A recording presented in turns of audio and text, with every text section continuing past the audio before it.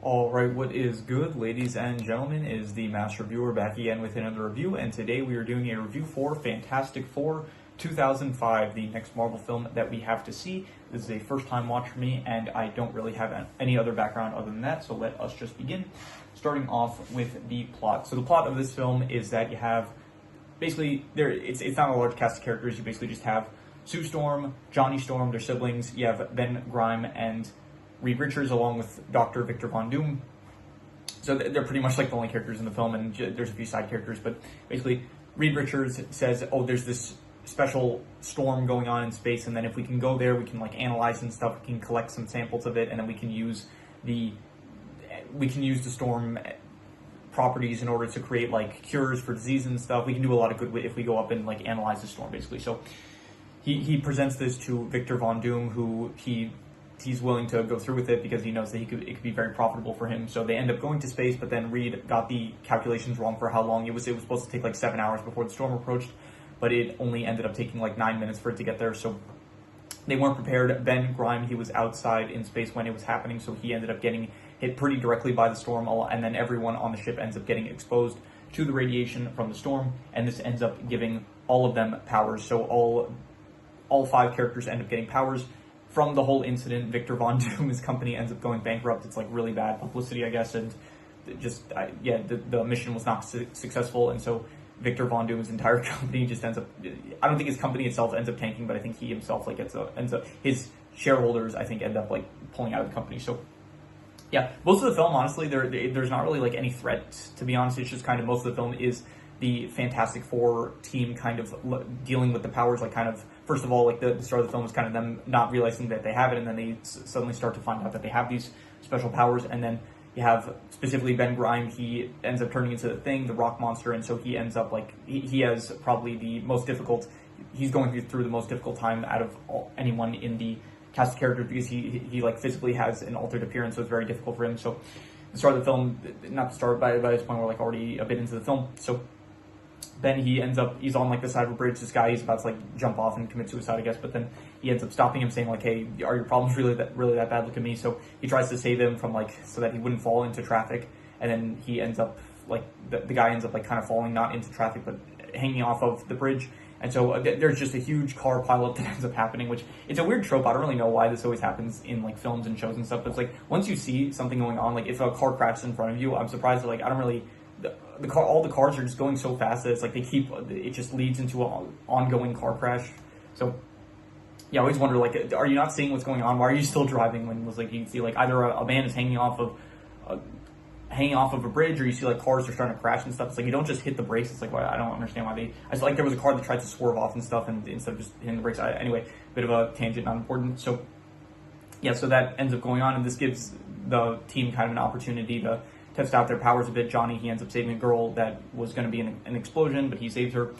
Sue, she ends up testing her invisibility powers, and to get through the crowd, it was weird, it's like to get through the crowd, but then Johnny and Reed also managed to get through the crowd, I don't know how, but anyway, so that ends up happening, and then this kind of makes their name known to the city, like, in the world, I guess, by proxy. So the Fantastic Four, they're now like public figures, and so, yeah, most of the rest of the film is just like Reed is trying to come up with a way to reverse the effects of their powers, and so yeah, Ben, who's taking it the hardest, his wife ends up leaving him. He's like, he can't really hold things anymore because of how strong he is, so he is really having a hard time with it. On the opposite side, you have Johnny, who is really just enjoying his new powers. He is making the best of it. He's enjoying the fire abilities and stuff. And then between Sue and Reed, they have this kind of plot line where Sue, they used to date, and Sue was tired of waiting for Reed to kind of take things to the next level, as in them living in the same apartment. So that is kind of just throughout the whole film, there's just this plot line with them where they kind of still like each other. At the beginning, I think Sue was dating Victor, but then just things didn't end up, I don't know, there was no real connection there, so they don't end up, then that leads into Victor's plotline, where Victor Von Doom, he ends up getting very like jealous of Reed, I guess, for stealing Sue from him, and so, as well as also like him losing his company from the actions of Reed.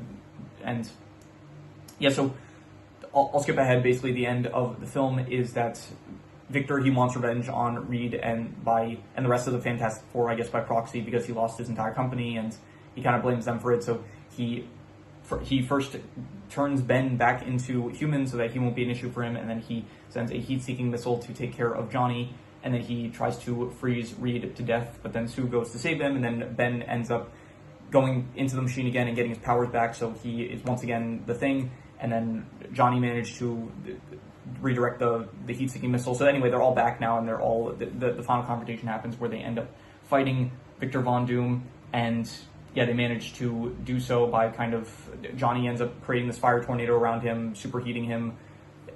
Sue ends up containing the firestorm, and then so he's like really hot, and then they spray water on him, and then because they say like, oh, when metal, it's like superheated, but then you cool it off like with water, then I think it freezes. I'm not exactly sure what the chemistry is, but anyway, he's frozen now, and that is basically where the film ends. So yeah, that happens, and so there's a final party congratulating the Fantastic Four for saving the city, and then, yeah, by the way, there was also this woman that Ben ends up meeting, his wife Debbie left him, awful, terrible wife in my opinion, like, okay, yeah, it's like a hard thing to go through, but I don't know, just, you abandoned your significant other right then and there because it's like they look different, like even if they look monstrous, it's like, I don't know, this is still the person you married. It's like you're just gonna like end it off like then and there. That just, yeah, that doesn't seem right in my opinion. But anyway, there's this blind woman that Ben ends up meeting at a bar, Alicia, I think her name is, and so she ends up.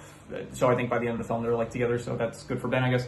And yeah, Johnny still kind of Johnny honestly doesn't change at all throughout the film. It's like at the start he's kind of like a party boy, and he like makes the most of his powers and stuff. And by the end of the film, I don't think he learns anything, to be honest, throughout the entire course of the film. It's like he still is. Did he learn something? I'm trying to remember. I think no, honestly, I don't think he learned really anything throughout the course of the film, to be honest. It's like by the end of the film, he's still like a party boy, making the most of his abilities and stuff. So yeah, he really didn't learn, unless I missed it. I may have missed something, but I don't think he learned any life lessons, to be honest. So, and then at the end, you do have Reed. Reed is the one that learns the lesson of like, oh, the entire film is like very analytical. He's always calculating before making the first step, and it's like he wants to be absolutely certain based on the math that things will go well. And then at the end of the film, he throws that away, and then he proposes on a whim to Sue, and then she accepts, and that is like him kind of changing for the better, like not being as calculating about things. So yeah, that is pretty much where the film ends. And I would give the plot, I would say I liked it. I would give it like a 4 out of 5. I enjoyed it. It is, honestly, it wasn't really what I was expecting. I did think that maybe, I don't really know what I was expecting kind of, but I knew that it was going to probably be similar to, it does have a lot of similarities to the Spider-Man films, where it's like, especially the first one, where you have Spider-Man who does end up finding out he has powers and stuff, and so a lot of the film is dedicated to him just kind of learning how to use these new powers and stuff. But I thought in this film maybe they would end up like stopping some bank robbers or something similar to how Spider-Man did in the first film. But no, they literally they just kind of stopped some car crashes and stuff. They prevent that, and besides that, there's not really any other, like there's no villain or something for them to fight except for Victor at the end of the film. So, but it was fine because I did enjoy like throughout the film them kind of dealing with these new powers that they have and stuff. So I did think that was still an interesting plot. So I would give the plot, I would say a 4 out of 5. I say I liked it. So yeah. In terms of the characters, again, not a big cast of characters, but I do like all of them. I think that Ben Grimm, Sue Storm, Reed Richards, and Johnny. I think Johnny, played by Chris Evans, I think he is the best character. He was very fun, very enjoyable. Ben Grimm, I think he had the best struggle of like him being the one that is affected most by the new powers and stuff. So I did like his arc throughout the film. Reed Richards and Sue Storm, their whole plotline wasn't as interesting because it did feel kind of, it's just kind of another Marvel romance. I will say this Marvel romance, like, I have been, I guess, critical of the past ones, like, up until this point where none of them really worked for me. This one also does, I'm not too invested in it, but I will say it's probably a bit better than some of the other ones, I guess, but I don't really care for their relationship too much, but and the whole thing of, like, oh, Reed, he's too calculating, he's not willing to, like, fight for what he wants and stuff, and it was fine. I just didn't like it as much as, I guess, the Johnny Storm side of things and the Ben Grimes side of things. So yeah, and the Victor Von Doom, he was fine. I actually thought he was a bit more charismatic than I was expected. Like the moments where he is kind of like in the persona of Doctor Doom, he has like some good charismatic kind of lines, you know, throwing out some one-liners, which is I thought it was not expected for the character, because my only context with Doctor Doom is I used to play Fortnite, and so I do at the time when there was like the Fortnite collabs with Doctor Doom. And I have heard that people say like, oh, he's going to be in Avengers Doomsday, I'm pretty sure, as the villain. So I do know that he is like an extremely strong character. I don't think they did a good job at portraying it at all in this film, because he feels, if anything, he feels like just Electro with like metal power. Like he feels like Electro, just a character that can control lightning and stuff. But it's probably not lightning, it's probably like energy or something like that. And he has metallic skin, so he's like a combination of, I guess, Colossus from the X-Men movies and Electro from the Spider-Man movies, I guess. So yeah, he did not feel as strong at all, to be honest. But I'm pretty sure when I get to probably some of the other Fantastic Four movies, maybe they'll portray him as being a bit stronger. But for now, it didn't feel. He was still a fine character. It's like I think he worked as a villain. I would say I don't really like his motivation. Like I like the character himself more than his actual motivations of just like, okay, fine, he did lose his company and he blames Richard for that, but he does end. He starts killing people after that. It just becomes like really violent. Where I don't know that. I always wonder, it's like, okay, are these really the logical steps of like a villain? It's like, okay, yeah, you lose everything. Does that turn you into a murderer? Like, are you that desperate at that point? So, but anyway, yeah, his motivation was just like, oh, Reed stole Sue from him and he lost his company, so because of that, he's going to turn into a supervillain. It's like, yeah, fine, I guess. I also had this criticism with, I guess, the Green Goblin in the Spider-Man movie where it's like, okay, yeah, you lose everything, but is that really just like, okay, do you then, first of all, I'm pretty sure they don't even lose everything. It's like, you lose your company, fine. Don't you still have like assets that you still have? Like, do you have to recuperate the losses or something to the shareholders? So it's like I'm assuming he still has money or something. Even like Norman Osborn, I'm pretty sure even when he lost it, like when he was kicked out of his company, it's like he still had money and stuff. And yeah, you lose like your life's work, I guess. But even so, it's like, well, you become a murderer in that case. So I don't know. Maybe that's just me. But anyway, I did like the character of Doctor Doom a bit more than the actual motivation that the character had. So yeah, overall, there's not really that many. I hate Debbie. Debbie just awful. Like she just.